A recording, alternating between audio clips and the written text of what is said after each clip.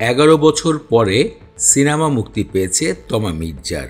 মন যে বোঝে না ইমপ্রেস টেলিফিল্মের ব্যানারে পরিচালক আয়েশা সিদ্দিক সিনেমাটি নির্মাণ করেছিলেন। 2013 সালে সিনেমার কাজ সম্পূর্ণ করেছিলেন নায়ক আরফিন শুভর সাথে।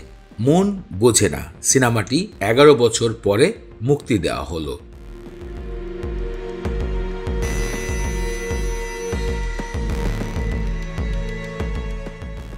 কিন্তু এই বিষয় নিয়ে এবার বেশ নারাজ রয়েছেন অভিনেত্রী তমা মির্জা। তার মতে এত দীর্ঘদিন ধরে একটা সিনেমা পড়ে রয়েছে, তাহলে কি কারণে সিনেমাটি তৈরি করা হয়।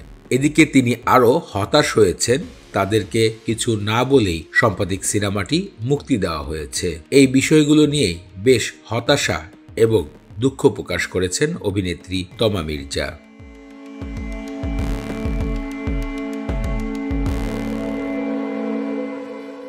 অভিনেত্রী তমা মির্জা সর্বশেষ আফরান নিশুর বিপরীতে দাগি সিনেমায় অভিনয় করে বেশ সুনাম কামিয়েছেন। এছাড়া তার সর্বশেষ ওয়েব ফিল্ম আমালতনামা, যেখানে তার অভিনয় নিয়ে দর্শকরা বেশ প্রশংসা করেছেন।